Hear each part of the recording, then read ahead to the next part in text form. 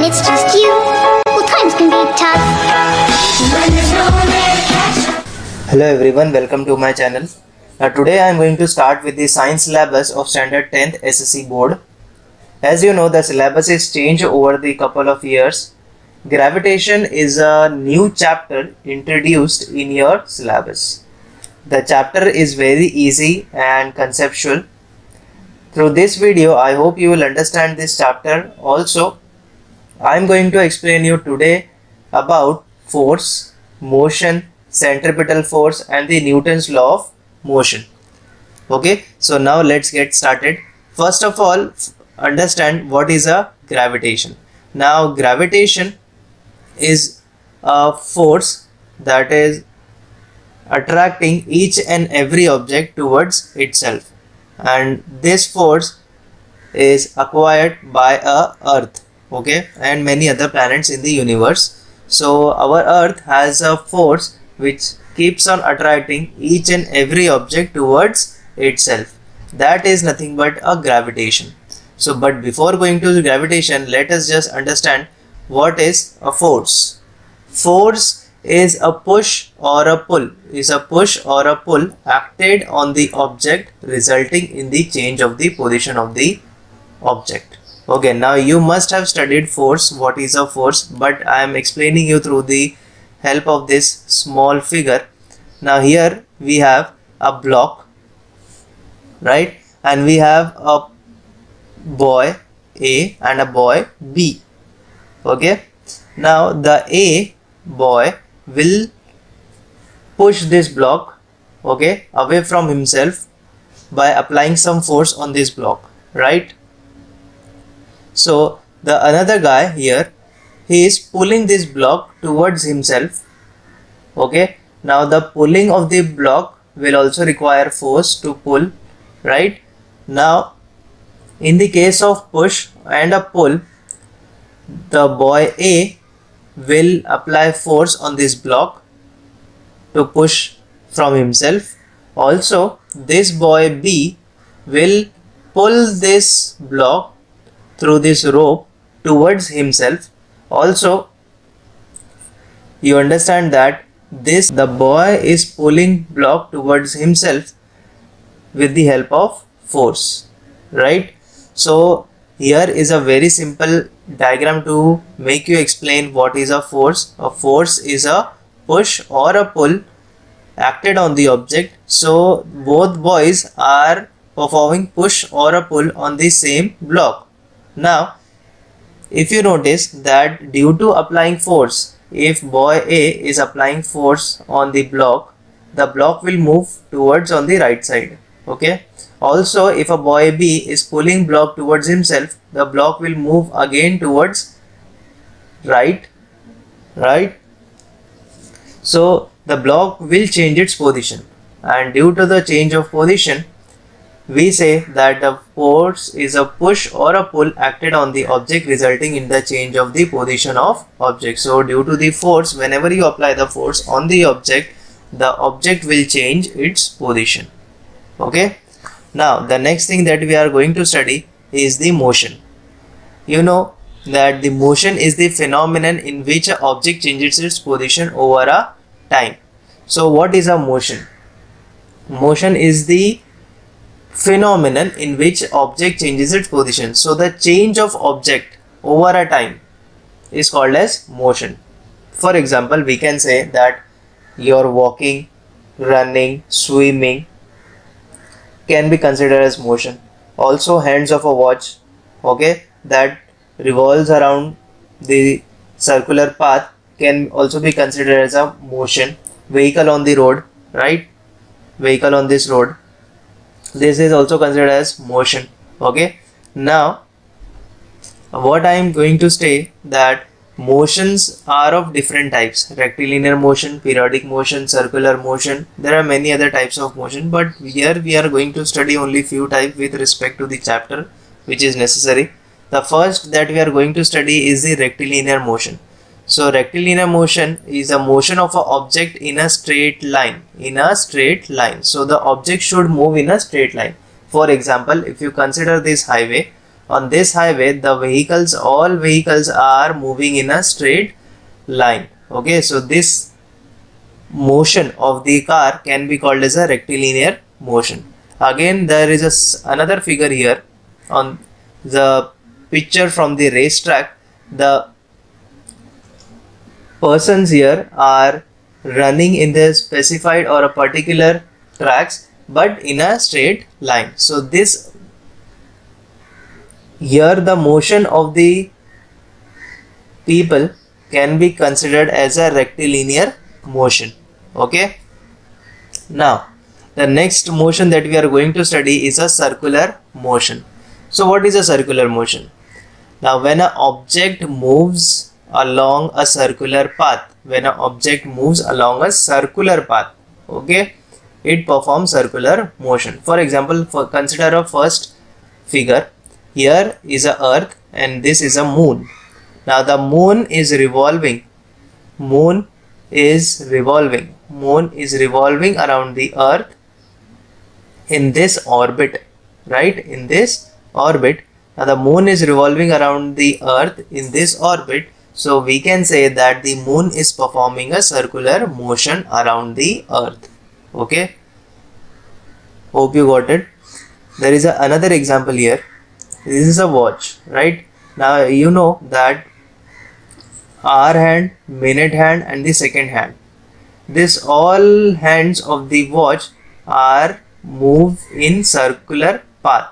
Okay, this all three hands of the watch moves in a circular path. So we can say that these hands of the watch are performing a circular motion.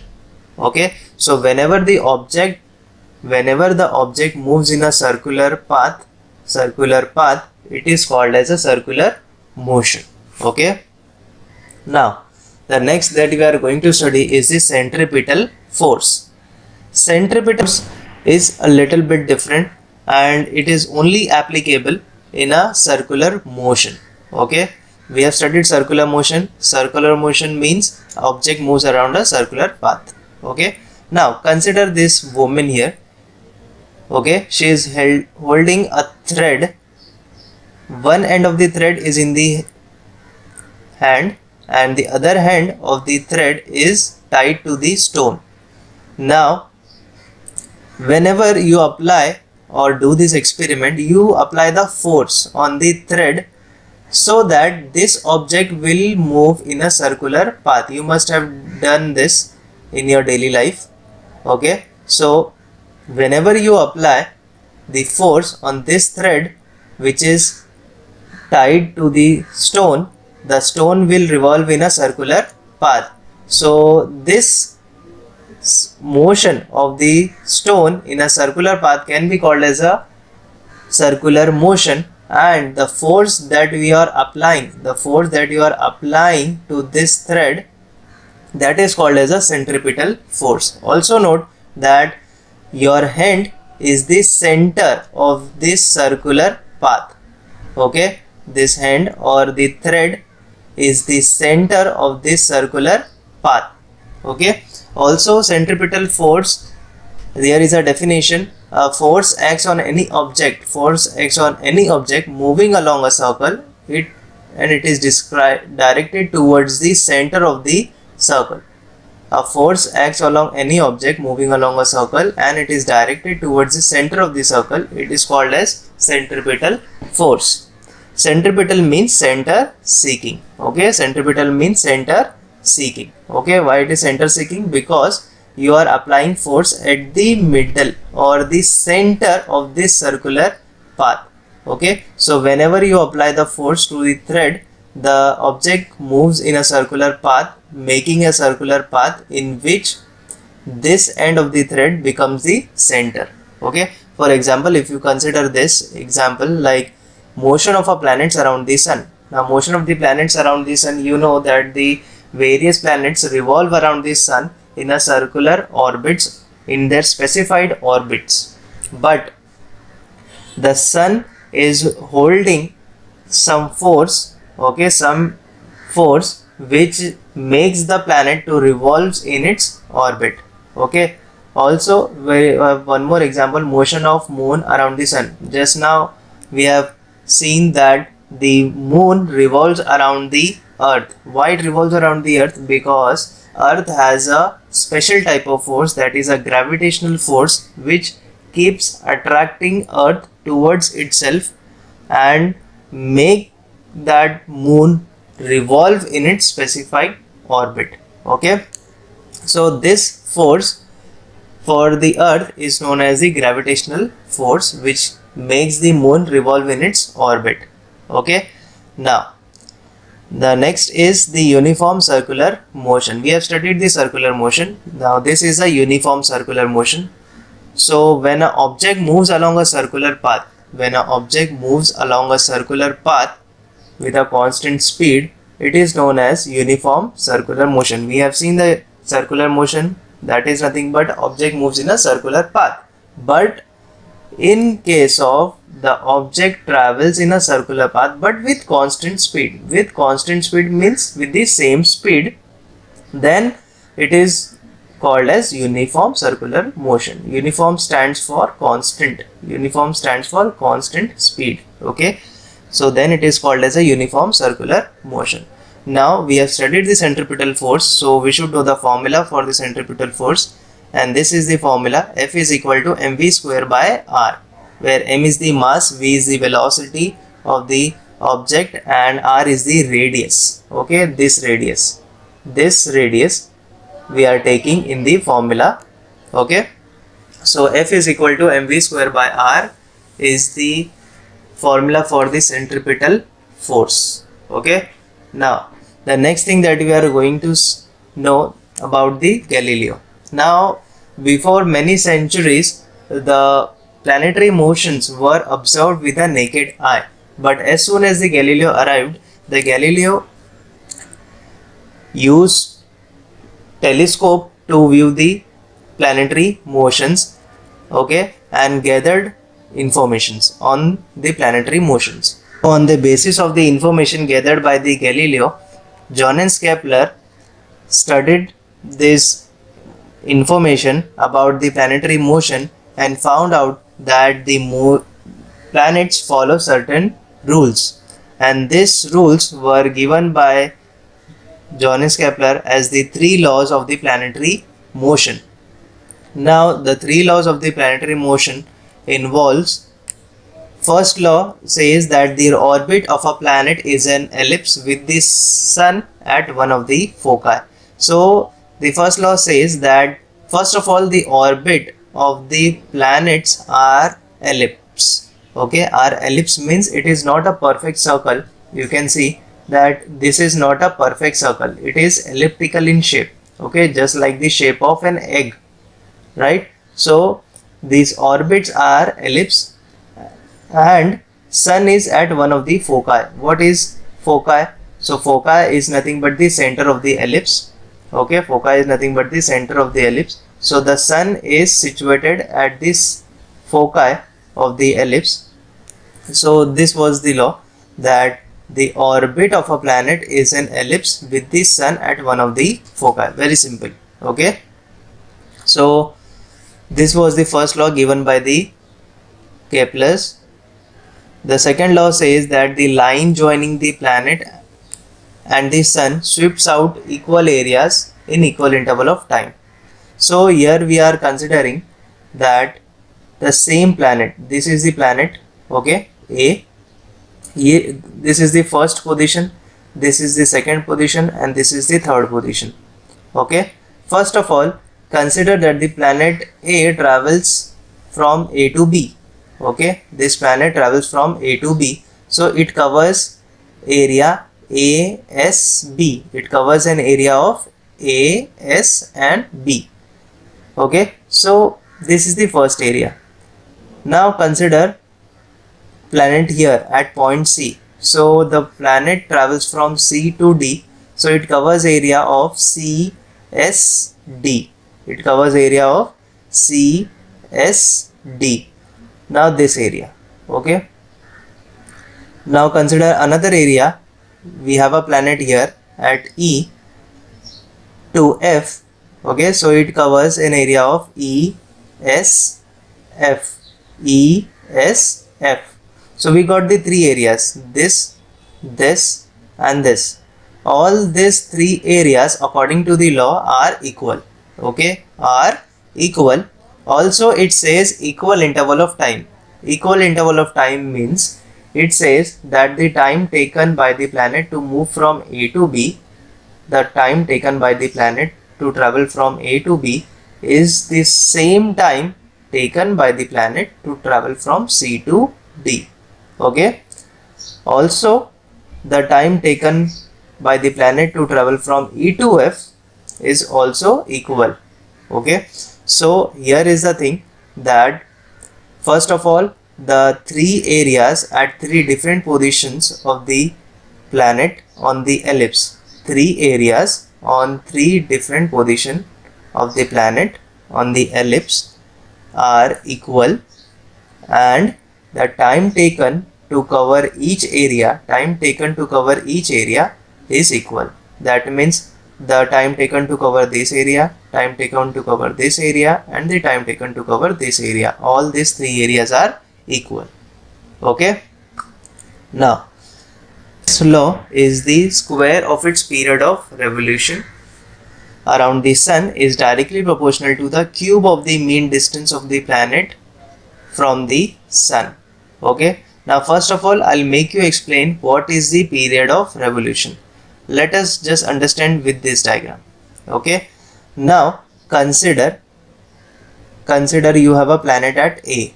Okay. Consider you have a planet at A which is revolving around the sun in the elliptical orbit. Okay. Now if you consider the planet A revolves this elliptical orbit and comes back to A position, so this is called as the one period of revolution. This is called as the one period of revolution. Okay, again I'll explain you.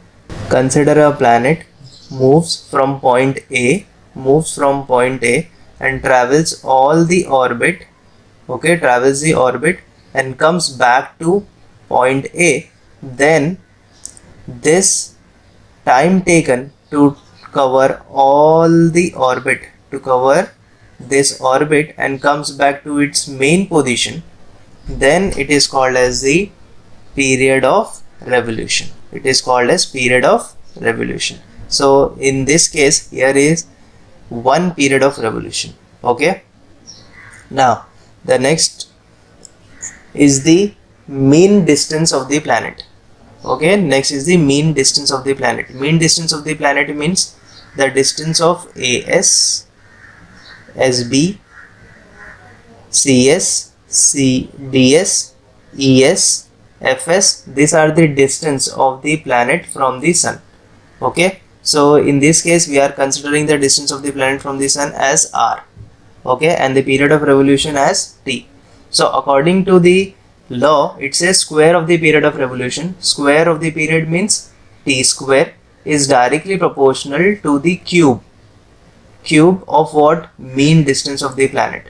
So the distance of the planet from the sun we are taking as R, so directly proportional to R cube. Now if you remove the proportional, it will come as equal to, with constant k. K is nothing but a constant. So T square is equal to KR cube according to the third law. So the square of the period of its revolution around the sun is directly proportional to the cube of the mean distance of a planet from the sun. Right? So I hope you got the three laws of the Kepler's planetary motion. Now here comes the another scientist, that is Newton's. Newton have all given us about the laws of motion, equations of motion, also worked under heat, light, these kinds of experiments. So the major contribution to the gravitation is given by the Newton. So the Newton's law of gravitation says that every particle attracts every other particle in the universe with a force which is directly proportional to the product of their masses and inversely proportional to the square of the distance between them. Okay, so it says that every particle attracts every other particle. That means if you consider our earth, and on the earth there are many particles, bodies, for example us, the things, okay, we are attracted by the earth, okay. So the objects are attracted by the earth. This attraction is nothing but a gravitation, and this gravitation, force of gravitation, is directly proportional to the product of their masses and inversely proportional to the square of the distance between their centers. Now here I am going to explain you with the help of a diagram. Consider we have a circular object having a mass m1 and another object m2. m1 is a bigger object, m2 is a smaller object, okay. Both are attracting each other with a force F, okay.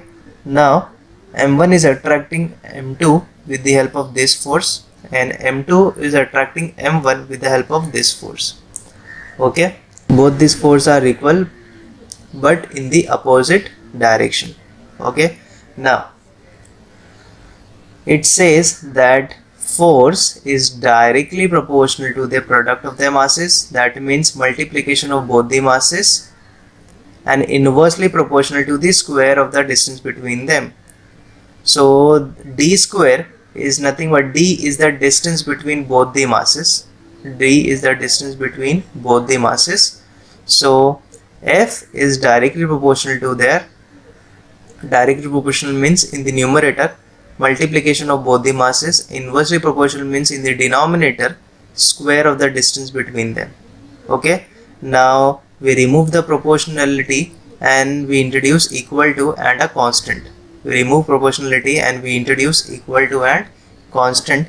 This constant is nothing but a g, and it is known as the universal gravitational constant. This g is called as a universal gravitational constant, okay. Now the value of g is nothing but 6.673 into 10 to the power minus 11 Newton meter square upon kg square. Again, g is equal to 6.673 into 10 to the power minus 11 Newton meter square upon kg square. Also you know that the force, this force has a SI unit of Newton, okay. So the unit of force is nothing but N, that is Newton. Now this law is valid only for the huge masses, okay, not for the small masses. So this law is valid only for the huge masses of the planets, stars and other constituents of the universe. Planets, stars and other constituents of the universe. Or you can say that if you have a two bigger masses that are located over the long distance, okay, for example you consider Earth and another mass you consider as moon.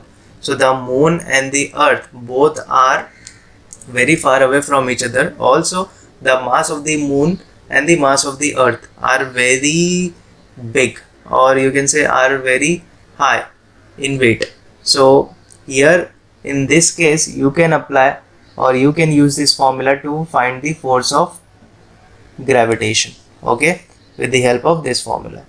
You can say this force is almost negligible when you consider two bodies with lighter weight, okay. Also you can consider the force of gravitation between the sun and the earth, okay. Now sun has a very huge mass, also earth has a huge mass, both are having high mass. Find out the value of force of gravitation between sun and the earth by putting their values in the masses and the square of the distance, okay. Now the distance are also very much high between them, so you will get the force in Newton, okay.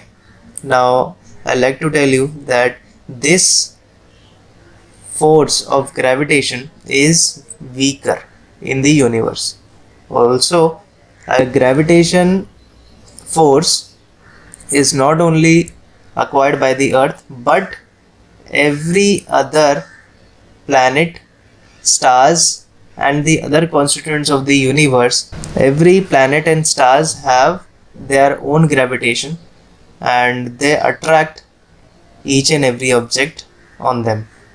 Okay, now I have explained you about the Newton's law of gravitation. Now the next topic that will be discussing in my next video.